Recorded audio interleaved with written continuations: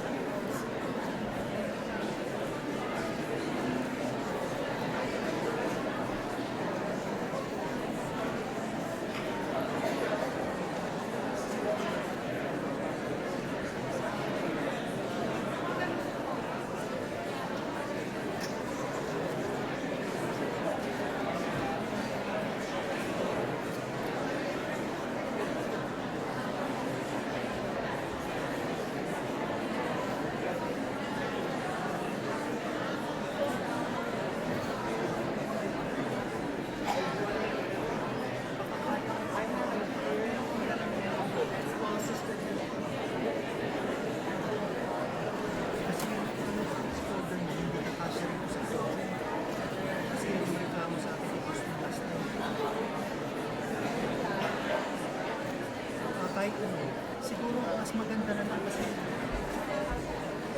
o baka magreklamo siya kasi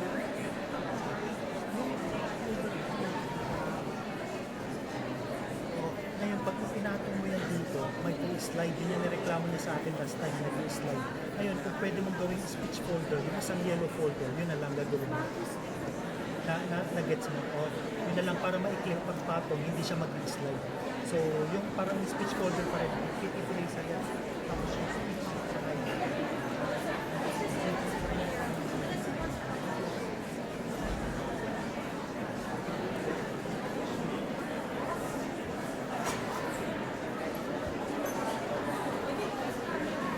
Okay na ma'am.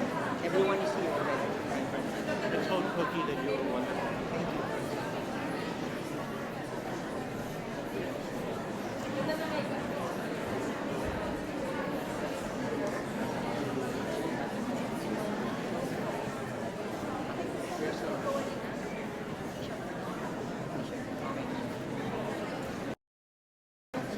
Ladies and gentlemen, we're going to start in 1 minute. So may we just seek the cooperation of everyone. Please take your seats right now. Thank you very much.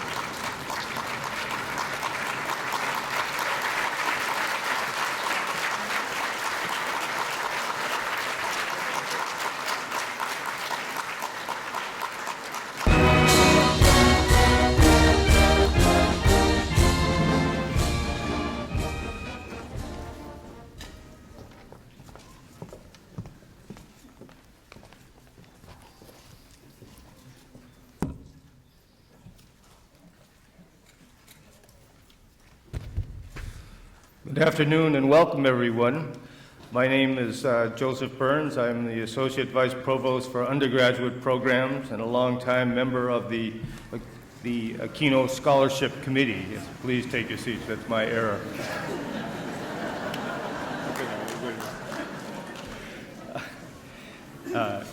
It is my honor today to welcome, on behalf of Father Leahy and the faculty and staff of Boston College, and of course on behalf of all of the fabulous students in the Philippine Society of Boston College, to welcome President Benigno Aquino of the Republic of the Philippines to speak to us today.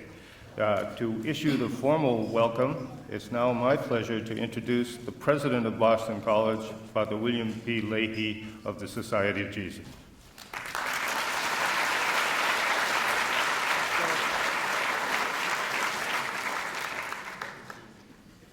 I would like to build on the welcome of Dr. Burns and thank you for your presence this afternoon.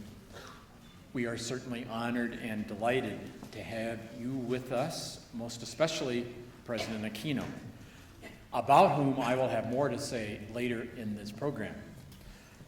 But first, let me talk a little bit about the connections between Boston College, Jesuits, and our distinguished visitor, President Aquino.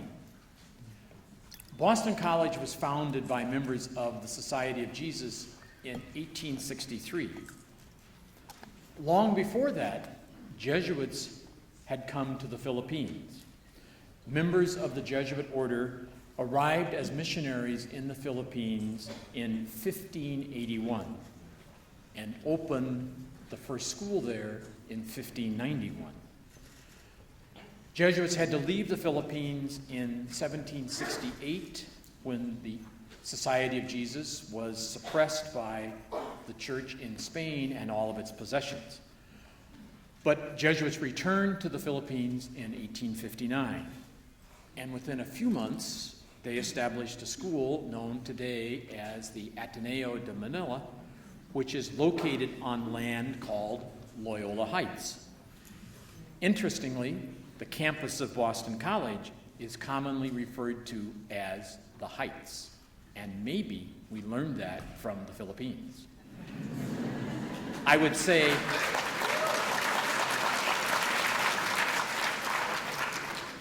in any case, we Jesuits know the importance of locating on high ground, the Heights. I should also point out another tie between Boston College and the Philippines. I knew the current president of the Ateneo, Father Jose Villarin, when he was a graduate student at Marquette U in Milwaukee. And Father Ben Nebrez, the previous president, has visited Boston College a number of times. And then the Aquino family and Boston College have a strong connection. President Aquino's parents and sisters lived at 170 Commonwealth Avenue, a short distance from where we are now, from 1980 to 1983. And President Aquino himself stayed at that address for a time as well. And then each year, we award the Benigno and Corazon Aquino Scholarship in recognition of their commitment to justice, democracy, and service of others. So today's events, our presence here, reaffirm the links between Boston College and the Philippines. And they also recognize in a very special way the critical role President Aquino has played in leading his nation to greater stability and quality of life. It is wonderful then to have all of you at Boston College today, and please know how delighted and honored we are by your presence, and Mr. President, particularly you being with us. Thank you. Thank you.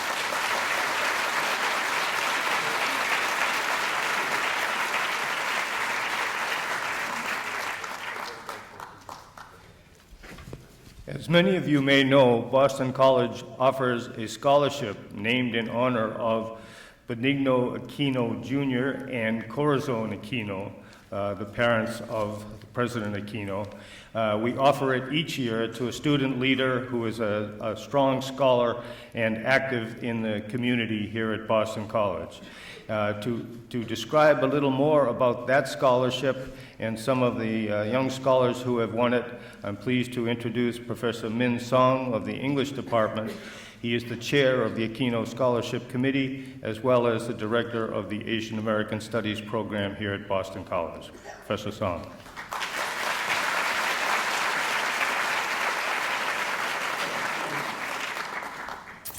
I've been here teaching for 16 years now, hard for me to believe. And the whole time I was here, I've been a member of the Scholarship Committee. But when I first began, the scholarship was called the Asian American Scholarship. And it was that way for many years. This was always a point of contention for the students, and I have to say for the faculty as well, because there was other scholarships that were similar. There was the Martin Luther King Scholarship and the Oscar Romero Scholarship. So why was it that there was a name to commemorate an award given out to outstanding African American and Latino students, but none for Asian and Asian American students? Why was it simply called the Asian American Scholarship? And as the years dragged on, students found it more and more annoying. I have to say they embarrassed us a little and pushed us to try to come up with a name, to try to distill in as clear a way possible the values we were looking for when we selected a winner of this prize. Now, it was never a question for us about what the values were. Those were always very, very clear to us. We wanted someone who was smart and dedicated and hardworking, not difficult qualities to find in Asian and Asian American students. We also wanted to find students who had courage, dedication to social justice, a commitment to giving back as much as they got. Those were very important qualities, as much as their academic achievements, as much as their likelihood of success in the future.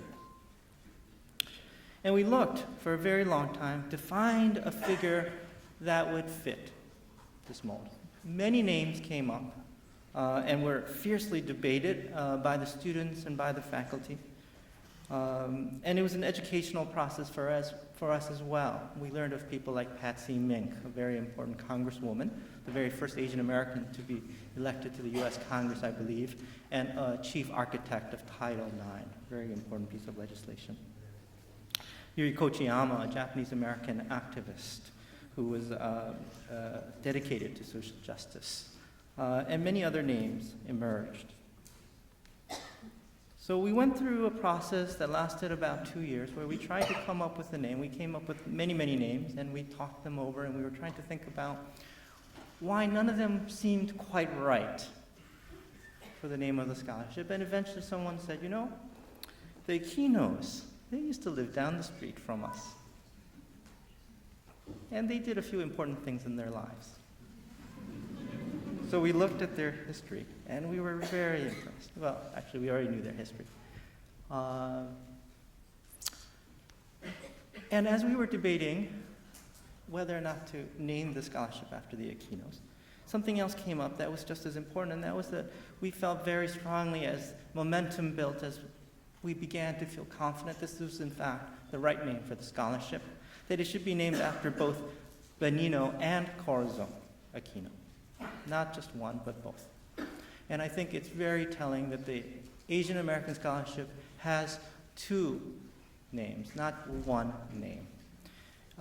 What I personally love about the name Benigno and Corazon Aquino is that it tells us something about the struggle for justice.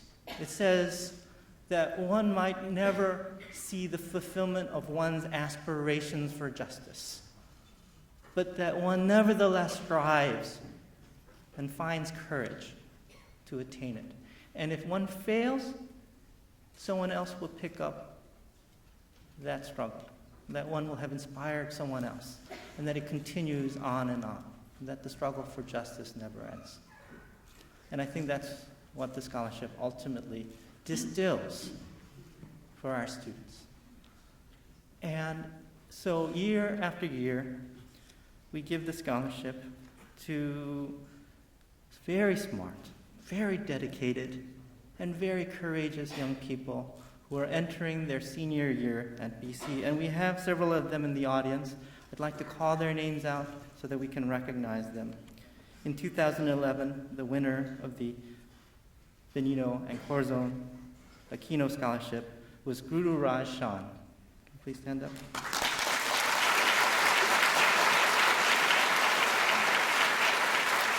In 2012, it was Crystal Jiang.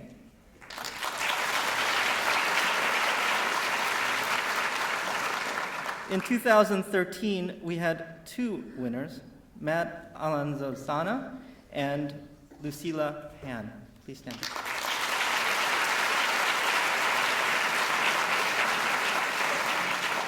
The current holder of the scholarship is Tin Nguyen.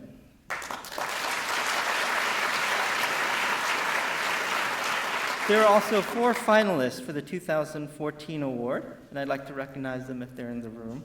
Ernestiana Cheng,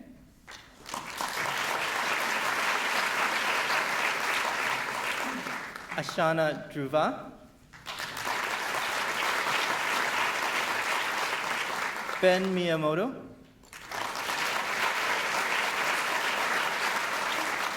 and Grace Sun.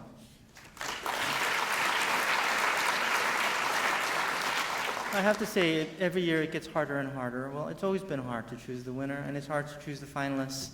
They're all outstanding students and models for the rest of us to follow.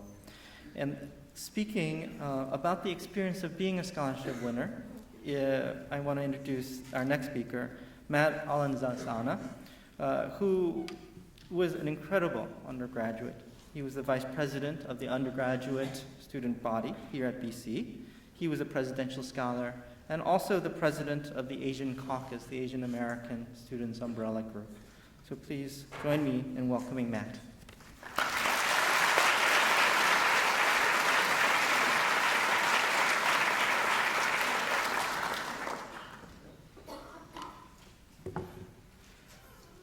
Forgive me as I get situated. I have a reputation here at Boston College for taking longer than I should, so I'm going to set up a timer to make sure that that doesn't happen. But let me begin. President Aquino, Father Leahy, distinguished guests and members of the Filipino American and Boston College communities. It is both an honor and a privilege to be able to speak before you this afternoon. But Mr. President, before I continue, I have to note that it's been 31 long years since your last time here in Boston. And though there are no words that are adequate enough to capture the great tragedies and ultimate triumphs of these decades gone by, and how so many of us are roused in our hearts by this confluence of the past and the present, I believe I speak for everyone in the audience when I say, welcome back, Mr. President, and welcome home.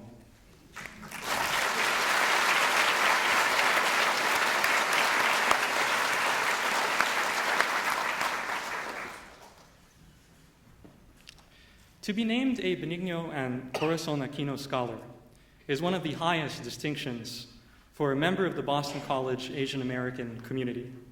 And yet, by being named in honor of heroes who gave their lives to better realize the restless dream of Philippine freedom, and who in the spirit of democracy demonstrated to the world that the Filipino is worth fighting and dying for.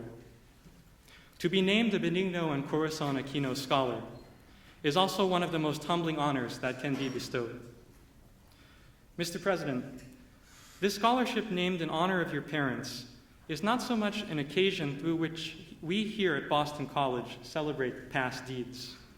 Instead, the bestowal of this award is an acknowledgement by our community that the principles and ideals of your parents illustrate that which we are called here to do at Boston College: to give and not to count the cost, to fight and not to heed the wounds, to toil and not to seek for rest, to labor and not to seek reward, to be men and women for others now and forevermore.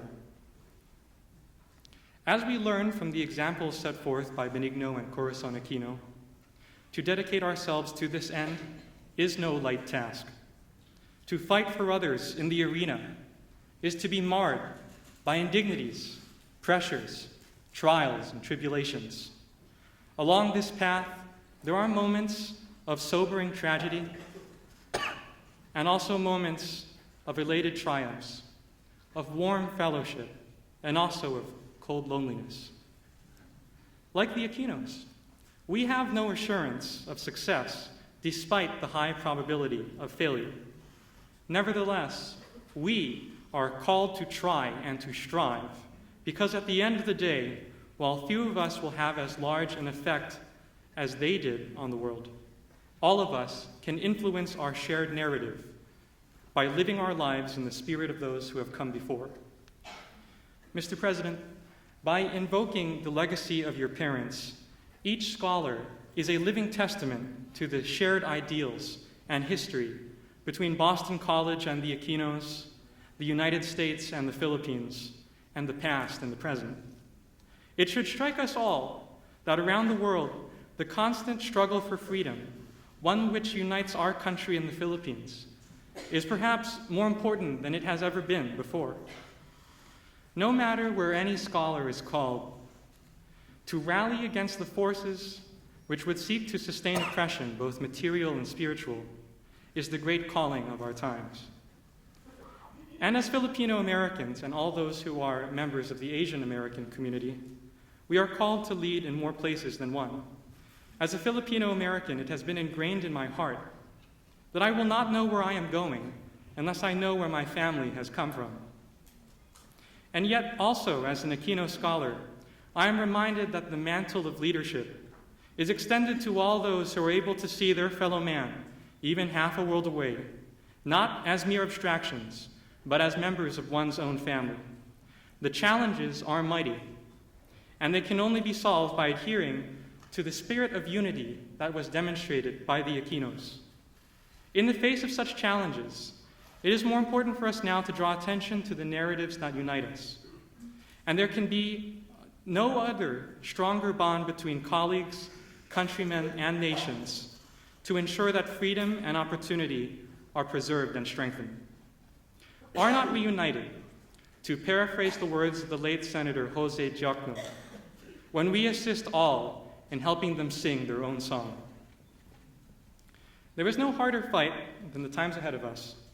But, Mr. President, I have the utmost confidence that, like the scholars here and all those to come, we will find in the words of the Jesuit priest Pacifico Ortiz the wisdom of courage and the courage of wisdom to persevere like Benigno and Corazon Aquino for all the years and all the challenges to come. God bless and thank you.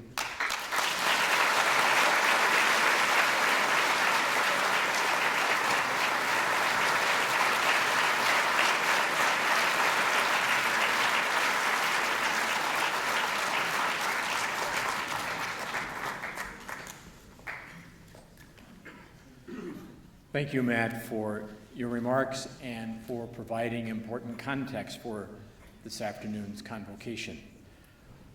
Like so many here, you and others who are part of our Asian American students are important bridge builders between Boston College, the United States, and Asia. And that is an important task. I might even say a critical task. And now I'd like to say a further word about President Aquino. I have this privilege of formally introducing him. As I said earlier, we are honored to have him on our campus. He is a distinguished leader and a person imbued with zeal, tenacity, and vision. I have already made some general remarks about him and his family, but now I'd like to focus on him and his achievements before he delivers his remarks to us this afternoon. Born in 1960, he is a graduate of the Ateneo de Manila, having majored in economics. Like his parents and grandfather, he has served his country as a legislator and a voice for the poor and less fortunate. He knows firsthand the price that sometimes has to be paid for commitment to ideals, values, and service of others. When his country was in need of new leadership, our guest today responded with generosity and idealism, setting a powerful example for the citizens of the Philippines and the wider world. As president of his nation since 2010, he has opposed corruption in government, urged reform of education, and spoken powerfully for human rights. He has also had to deal with major challenges in the Philippines and world economy, the devastation left by natural disasters such as typhoons, and ongoing tensions with China. In 2013, Time magazine named him as one of the 100 most influential individuals in the world. He has been a consistent advocate for dialogue and peace with his neighbors, and he is a true friend of the United States. Our world needs more leaders with his experience, care for those in need, and commitment to democratic ideals. I think he strives to combine love and truth in his life, which I suspect he learned most from his parents and other members of his family.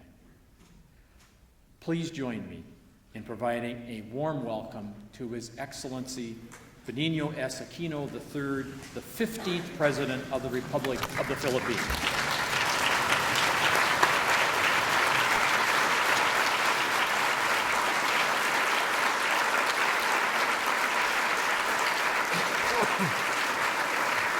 Thank you. Good afternoon. Please sit down.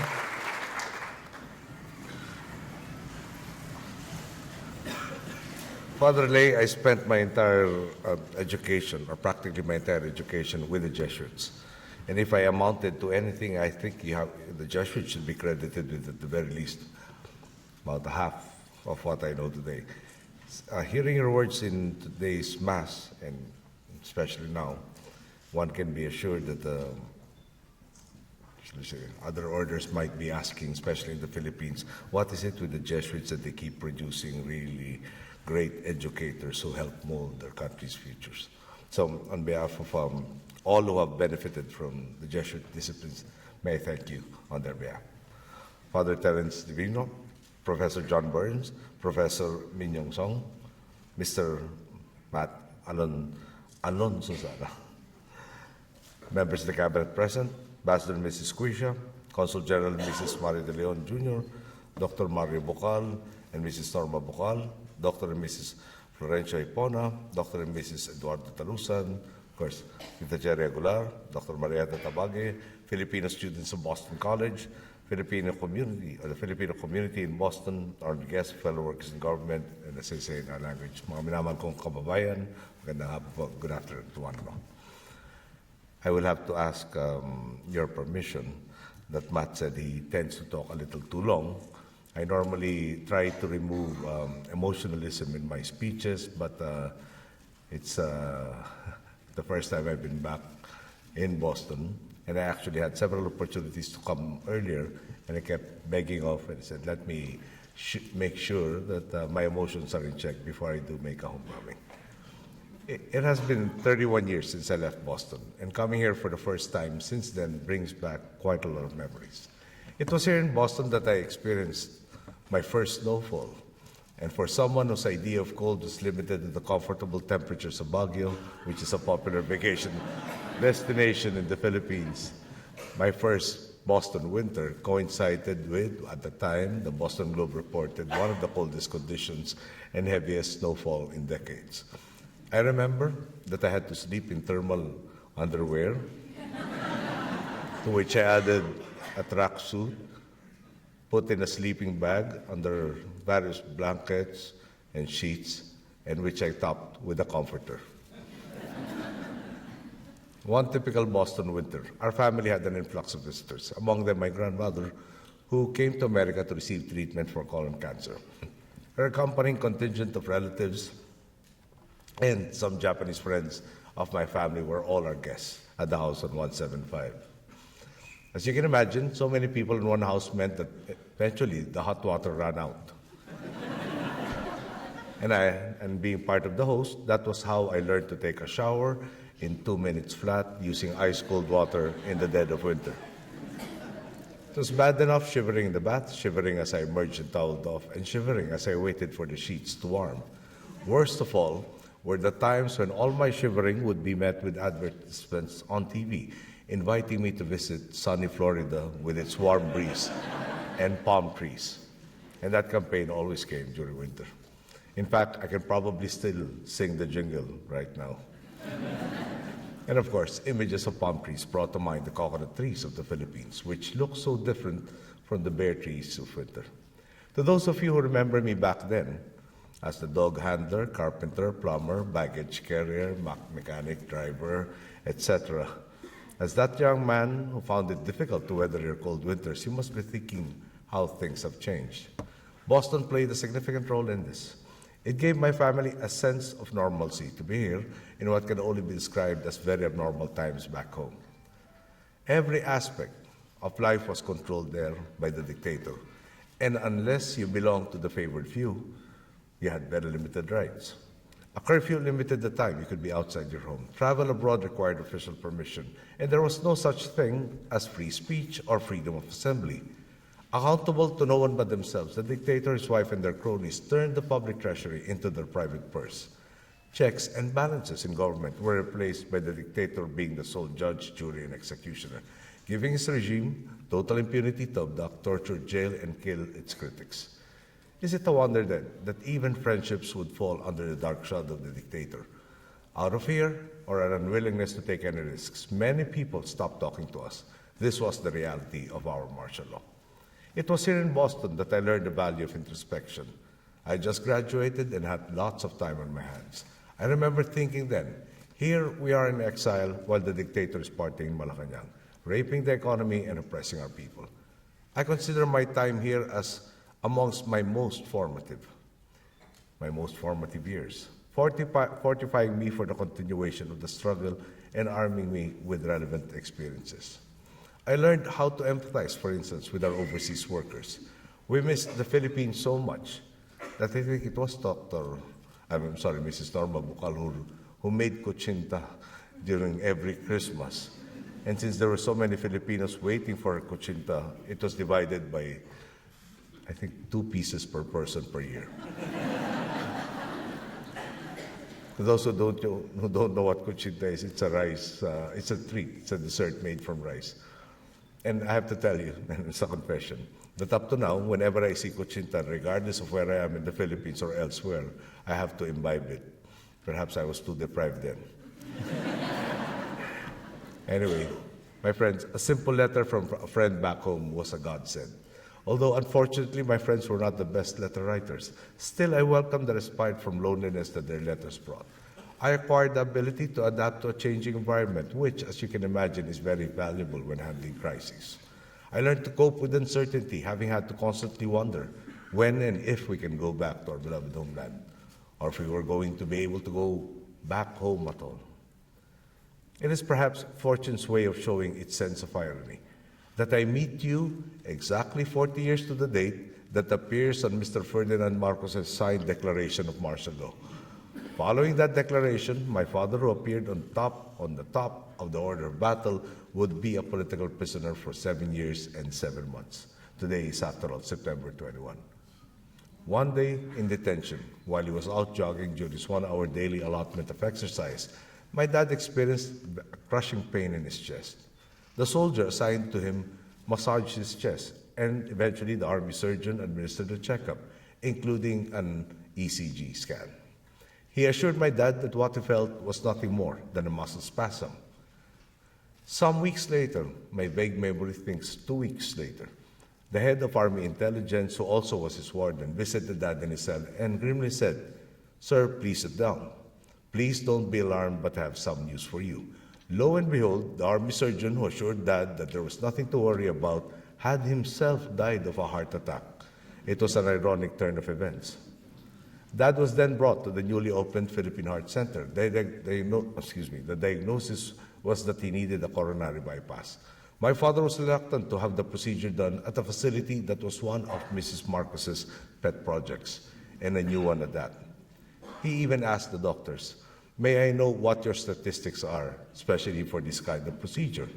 The answer he got in return was, "Sir, we are a new hospital." Close quote. I'm not kidding. That was the actual reply. My dad and we took this to mean that the success rate of the hospital was not exactly high. He told the authorities then, if he can't have the bypass abroad, then he'd rather not do the bypass at all. All the doctors at the heart center eventually agreed with him, and for reasons of their own, those in power granted my father's request. Melda Marcos visited my dad, told him that he could leave right away. The operation then took place in Dallas. It was while my family, and eventually my family, went to San Francisco while my father was recuperating after the operation. And in San Francisco, while my dad was recovering, I asked permission to return back to the Philippines in order to finish my final year of college. After graduation, I rejoined my family who was in Boston, and by that time, and here, we found a very warm welcome from the Filipinos present at the time, Dr. Mario and Norma Bucal and their families, Dr. Steve and Cherry Aguilar, of course, my good friend Jamie Benaventura, and all our other friends who were truly very supportive. They eased our entry into a new life in the midst of a small community composed of professionals and students. In fact, they continue to be supportive to this day. The late Dr. Steve Aguilar was dragged into an attempt to slander me during our 2010 presidential elections. His widow, Tita Cherry, came out in defense of the truth. It was in Boston, thanks to all our friends, that my family was given a haven from the persecution of the dictatorship. It was here where we were given a sense of normalcy in what can only be described as, again, very abnormal times back home. I remember the time when Dad was deciding whether or not to go back to the Philippines. So many advisors, allies, and even some persons representing the Marcos regime were giving him conflicting advice. I weighed in with my 2 cents, and I asked him, "Dad, why will you entrust your life and fate to someone who has never done us any kindness? Why put your life in his hands?" And as an amateur student of history, it seemed to me more logical to re-enter the country in secret, rally our allies, and prepare a counterforce to challenge the dictatorship. To my mind, the most effective way, or history seems to have always told us that the only effective way of overthrowing a dictatorship was through a violent uprising. My father replied, "There are no victors in a civil war. How could this, after all, ameliorate our people's suffering? No one can imagine that any good would come out of violence."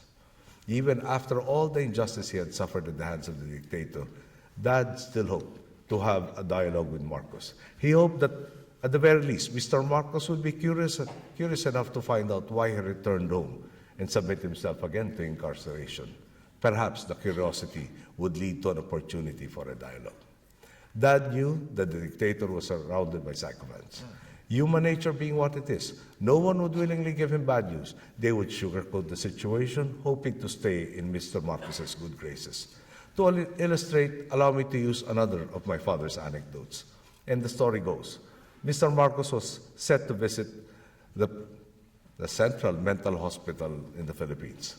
The director, eager to cozy up to the dictator, gathered all the patients for instructions.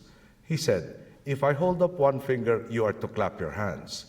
And if I hold up 2 fingers, you are to clap your hands and stomp your feet. If I hold up 3, clap your hands, stomp your feet, and cheer loudly for Mr. Marcos." And so Mr. Marcos arrives at the lobby of the hospital the following day. And upon entering, the hospital director holds up 1 finger. The patients, of course, applauded in unison. And delighted, Mr. Marcos turns to the director and says, "Mr. Director, are you the permanent director here, or are you merely assigned in an acting capacity?" To which here the reply was, "Mr. President, sadly, I'm only an acting director." Mr. Marcos then tells him, "From this moment on, you are the permanent director of this hospital." They then go to the second floor. As Mr. Marcos emerges from the elevator, the director holds up two fingers, and immediately there was even a wilder applause, along with stomping of feet. Even more pleased, Mr. Marcos turns to the director and says, "Mr. Director, do you have all the equipment you need?" The director then replies, "Mr. President, we are sorely lacking in equipment here and would greatly appreciate it if you could help us out." Mr. Marcos then says, "Consider it done." They go onward, and on the third floor, as you might expect, the director holds up three fingers, and there was thunderous applause. The stomping of feet, and the patients cheered and heaped praises on the dictator, except for one man, who stood quietly in a corner and during the entire time that Mr. Marcos was there. Noticing this, Mr. Marcos asks the director, "Mr. Director, who is that person over there?" To which the director responds, "Mr. President, please excuse him. That person has been totally cured and is on his way home. He is not a patient of this institution anymore."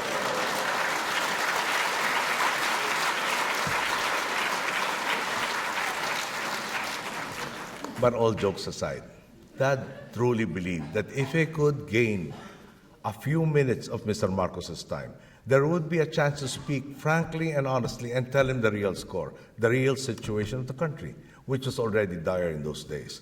I do remember in my youth watching a video of the New People's Army, the communist armed element in the Philippines, ambushing 2 truckloads of Philippine soldiers. Imagine the control of the NPA in that particular area. They managed to bring along a foreign news crew to film the entire thing from beginning to end while making sure that that particular ambush was done in broad daylight, since night vision equipment had not yet been developed for media, especially at that time. This was not the only problem.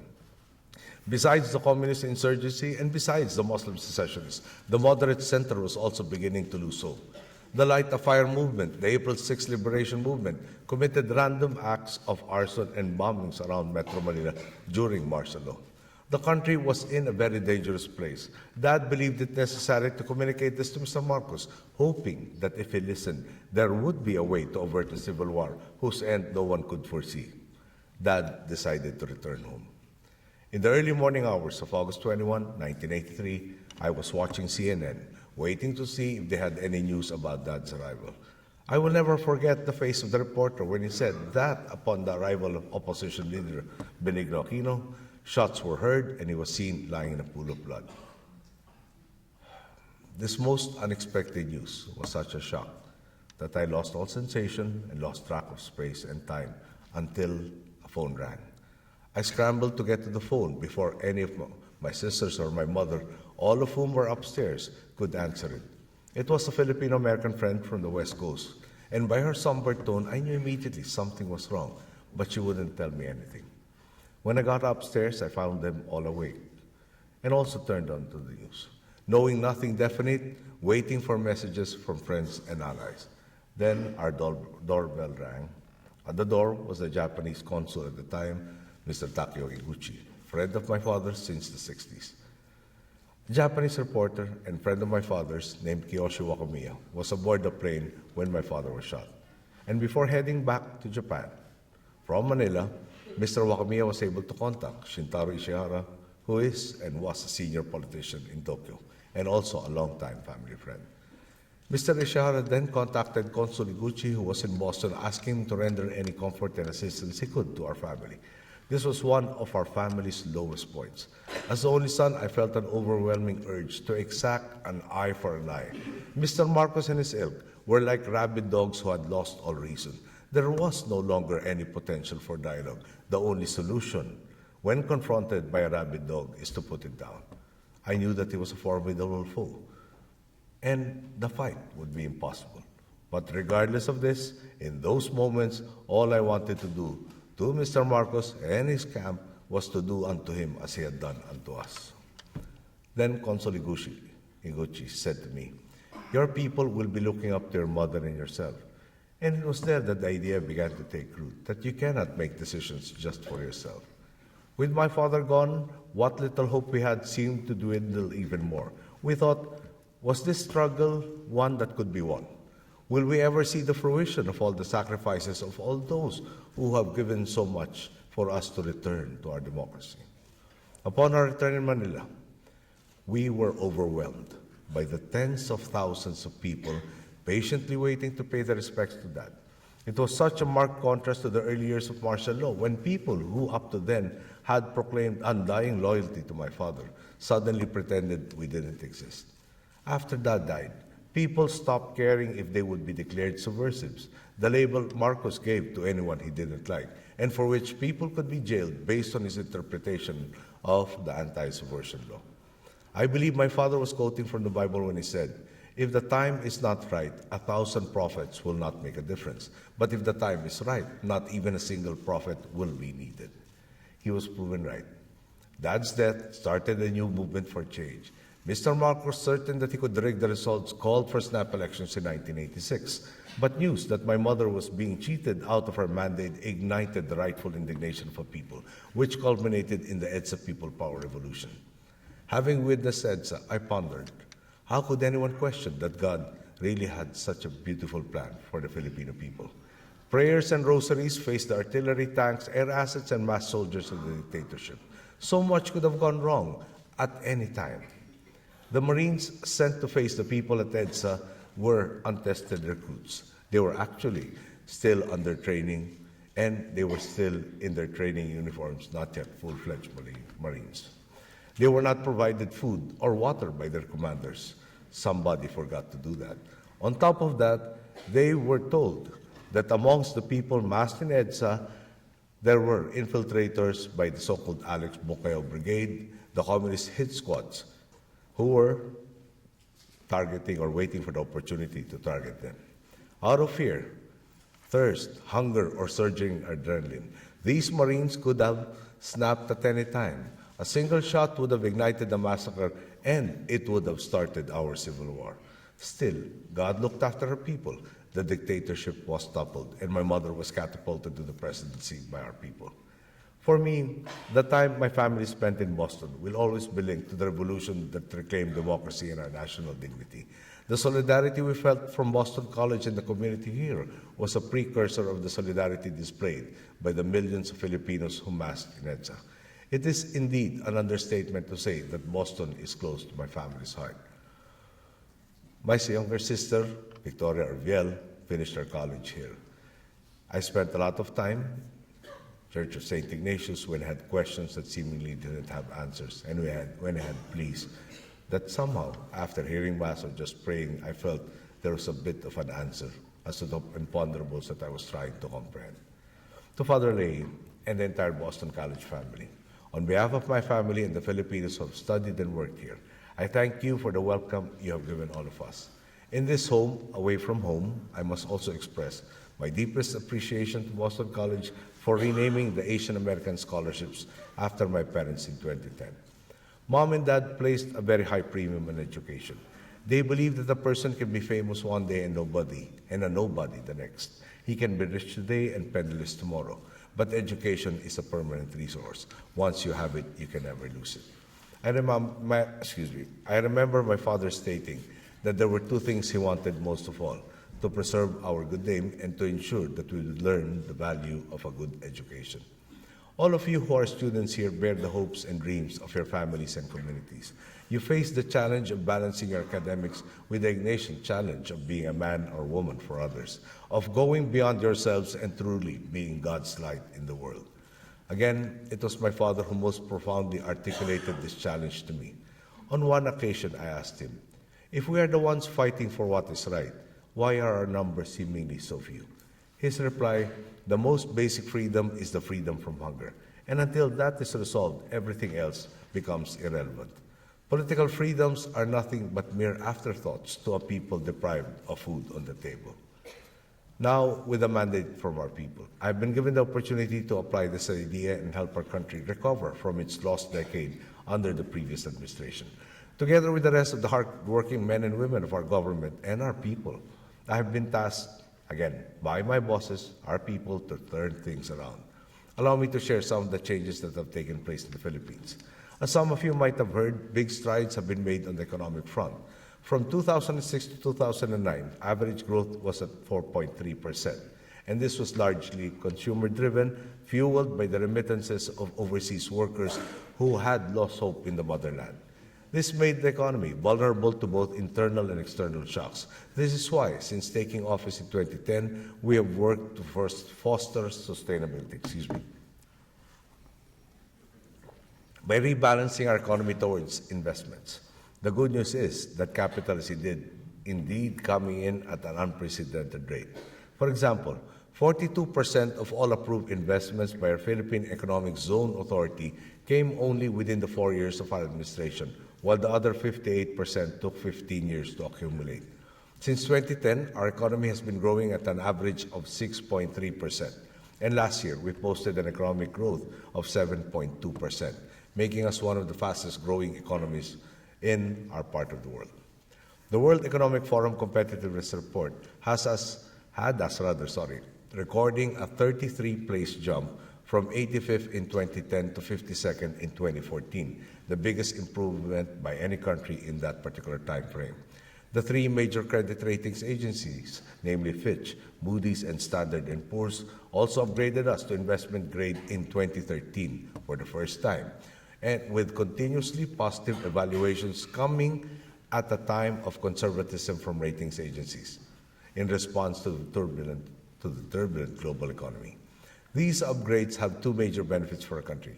First, the cost of borrowing has been reduced, allowing us to funnel into and onto social services and other key sectors the funds that otherwise would have been used to pay interest. Second, the ratings reinforce the fact that the Philippines is a safe bet in terms of investments.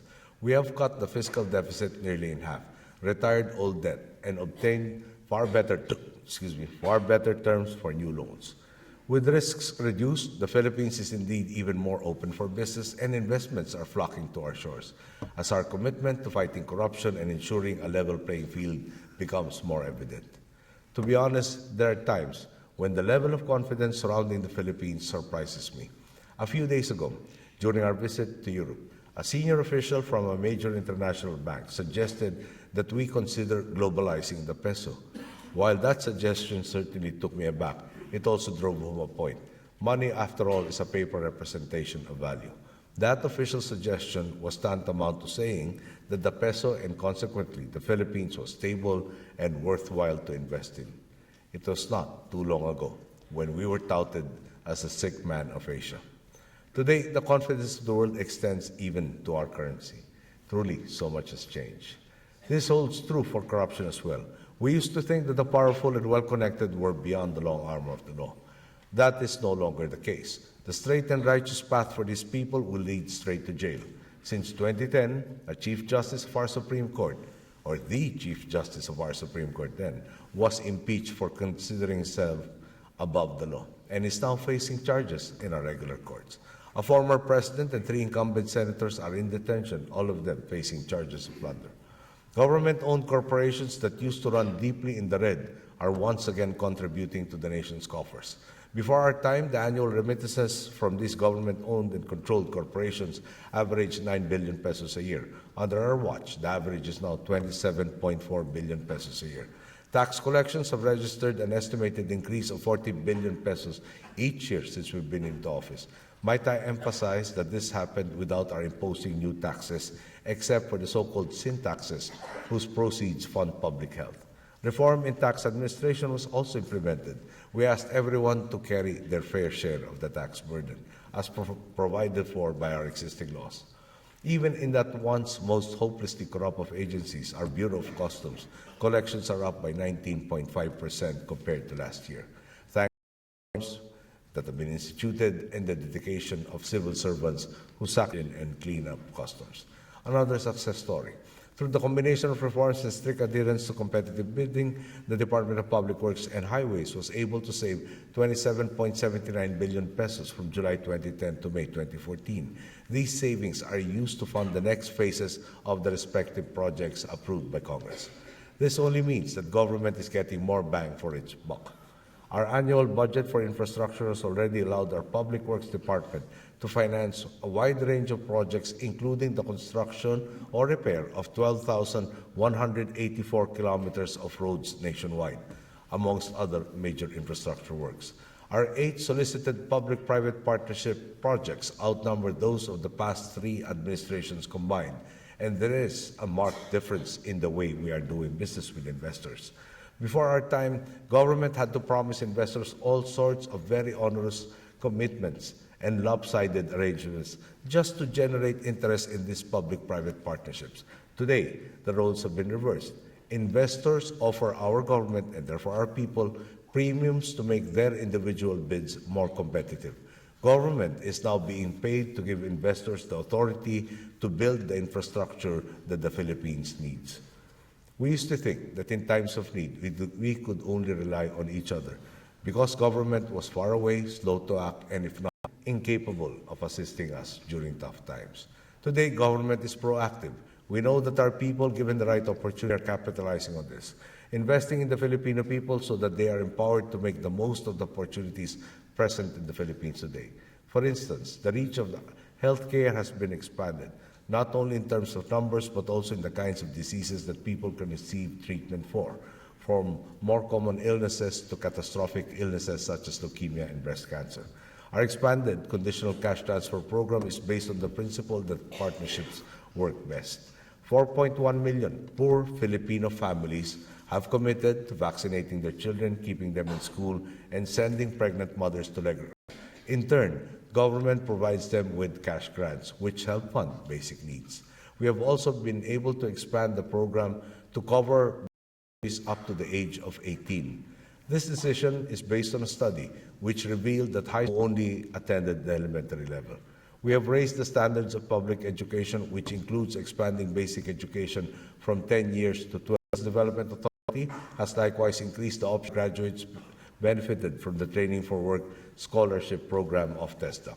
When TESDA did an impact evaluation study in 2013, it showed that 68% before we came into office.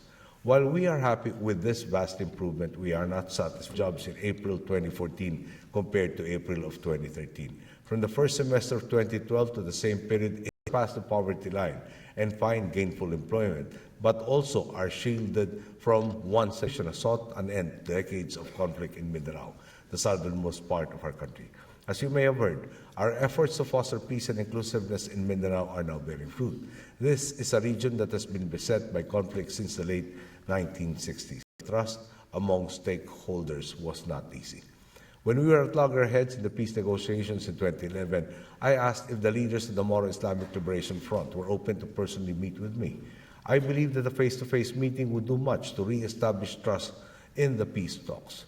They were very receptive, and so I brought some cabinet members with me to Japan, where we met with the MILF leaders under Chairman Murad. My persistent critics questioned this decision. They found it unprecedented. They said I was demeaning my office by meeting with the rebels, and there was no guarantee for success. It was for me a question of personal risk against potential national gain. Any chance to advance the national agenda pretty much overwhelmed any personal risk it might entail. I am glad we took that risk, which engendered trust between stakeholders and created a breakthrough in the process. By October of 2012, a framework agreement on the Bangsamoro had been signed, followed by a conclusive comprehensive agreement on the Bangsamoro in March of 2014. Right before leaving Manila, almost 2 weeks ago, we submitted to Congress a draft law set to shape a new, more hopeful future for Mindanao.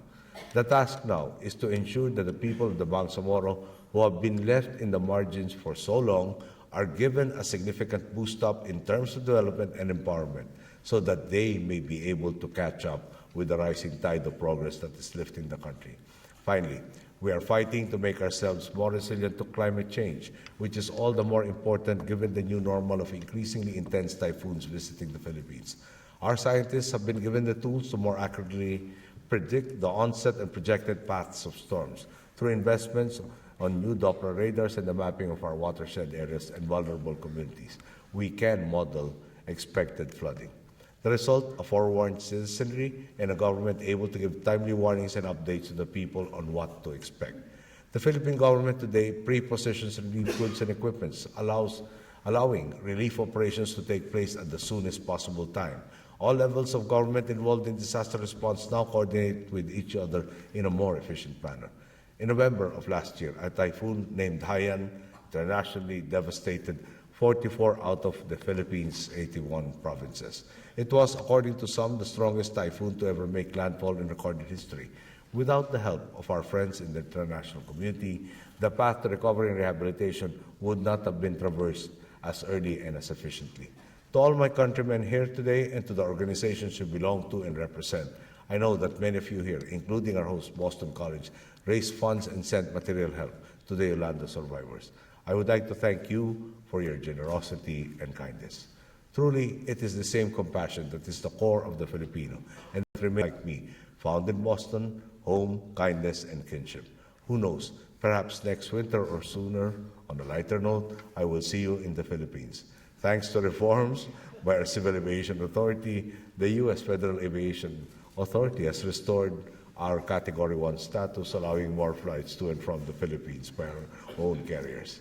It has never been easier to go to the Philippines. I promise you that Boston baked beans might not be present, but they will not be missed, because you will be enjoying halo-halo with its own sweet beans in shaved ice.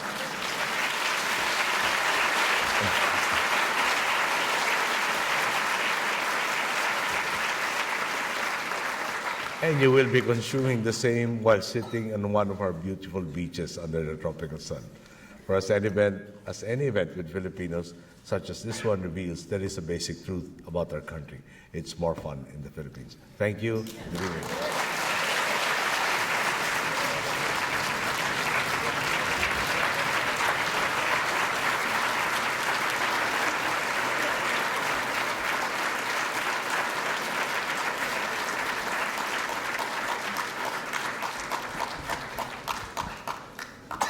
Thank you so much, President Aquino, for those inspiring words.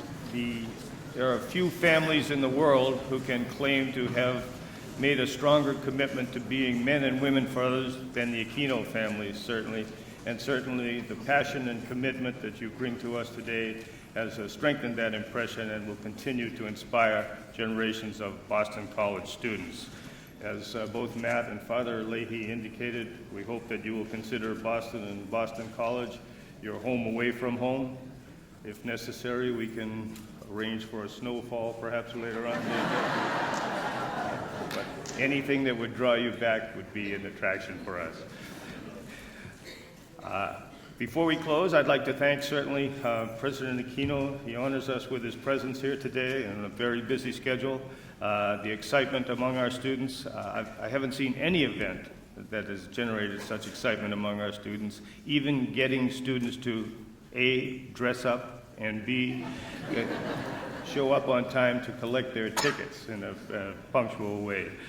So the excitement here is palpable for us, and you do us a great honor. I would like to thank also Father Leahy, our host here today, this evening, for making this event possible. I would like to recognize Foreign Minister Albert Del Rosario,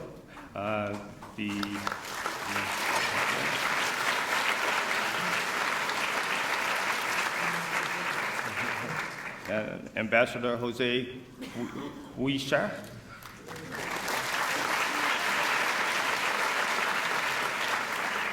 and of course, Consul General Mario De Leon, all of whom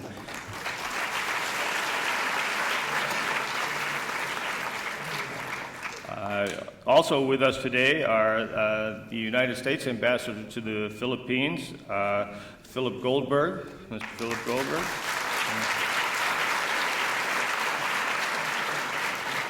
And would also like Mr. Greg Wiegand, thank Mr. Greg Wiegand from the U.S. State Department, all of whom in many different ways have facilitated this event and made it possible today. We thank them all.